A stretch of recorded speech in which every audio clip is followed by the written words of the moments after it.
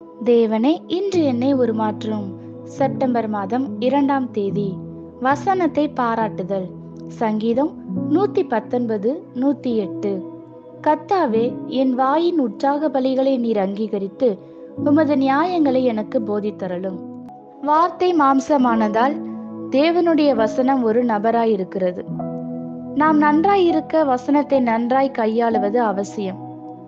தேவனுடைய வார்த்தையை நாம் எவ்வளவாய் மதிப்பளித்து கனப்படுத்துகிறோமோ அதே போல் தேவனும் நம் வார்த்தைகளை நடத்துகிறார். உமது சகல பிரஸ்தாபத்தை பார்க்கிலும் உமது வார்த்தையை நீர் மகிமைப்படுத்தி இருக்கிறீர்.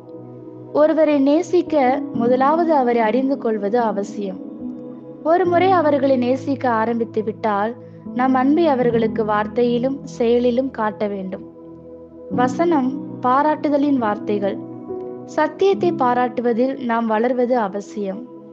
நாம் சத்தியத்தின் மதிப்பையும் விலையையும் அறிந்திருக்கும் போதே அதை பாராட்ட முடியும். ஒருவரை வாழ்த்துதல் அற்புதமான விளைவுகளை தரும் ஒரு அழகான காரியம்.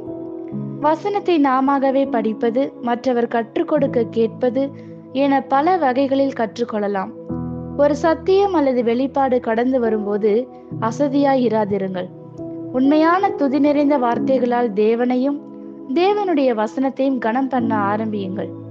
ஆரையர் நண்பனை பாராட்டுவதைப் போல உங்கள் வார்த்தைகள் பாய்ந்து வரட்டும். அந்த அன்பின் நன்றியறிதலின் வார்த்தைகள் ஆனந்த கண்ணீரோடு கலந்திருக்கட்டும். சில முறை தேவன் அருமையான ஒரு வெளிப்பாட்டை எனக்கு தரும்போது வேதாகமத்தை கட்டி அணைத்து முத்தமிட தோன்றினால் நான் அதையும் செய்வேன். உங்கள் பரிசுத்த வேதாகமத்தை கட்டி அணைத்து முத்தமிட தோன்றினால் அதையும் செய்யுங்கள்.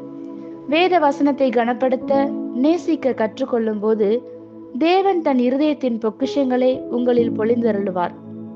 தேவனுக்கு அநேக காரியங்களை அன்பளிப்பாய் வழங்கக்கூடிய முக்கியமான நம் சரீர அவயம் வாயாக இருக்கிறது.